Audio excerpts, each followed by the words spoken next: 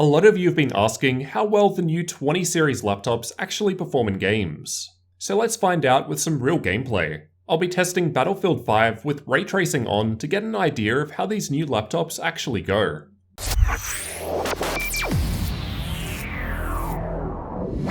The laptop that I'm testing with has top-end specs for a thin and light machine. So we've got an Intel i9-8950HK along with Nvidia RTX 2080 Max-Q graphics. One of the most powerful laptop combinations we'll have available when the new models are out from January 29th. While the CPU and graphics could both be overclocked, they will run at stock settings here. Testing was done at CES 2019 on the show floor. I spent around 20 minutes playing Battlefield 5 and have recorded some frame rates with RTX on at low, medium, high, and ultra setting presets, so that we can get an idea of how these RTX laptops actually perform.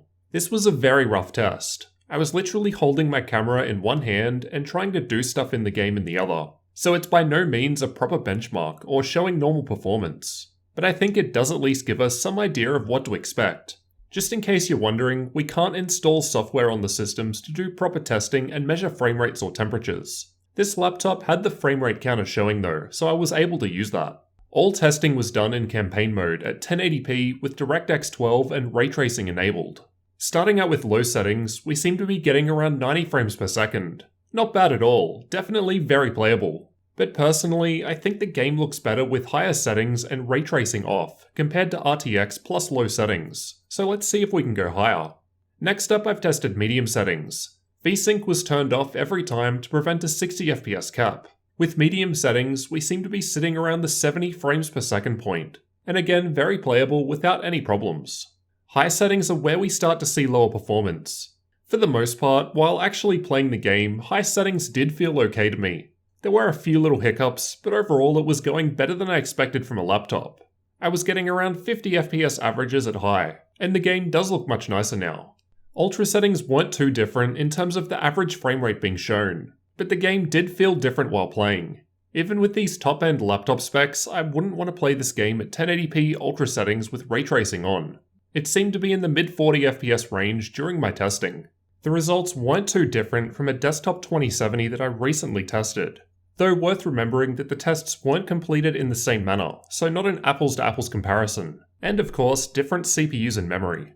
I will of course be doing more in-depth testing when I have new laptops available, so get subscribed for that. The results didn't surprise me too much. We can get a playable experience with RTX on with the 2080 Max-Q, which you'd hope given it's one of the higher laptop options available. But even at 1080p, with top-end laptop hardware, don't expect max settings.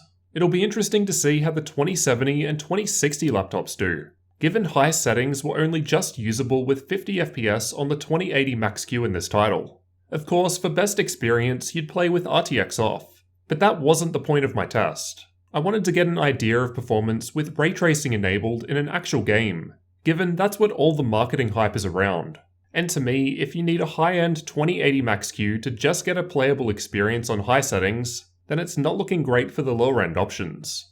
At least until the game is further optimized and improved in future. I'm expecting a performance boost in games outside of RTX compared to the 10 series, but I haven't been able to test that yet. I hope this brief testing has given you a little taste of what to expect when it comes to RTX graphics with ray tracing enabled in a laptop. I'm aware that this wasn't ideal testing, but it's the best I've been able to do, and I thought it might be better than nothing. So let me know if you found it useful. And if you're new here, don't forget to subscribe for the rest of my CES coverage and future RTX laptop testing.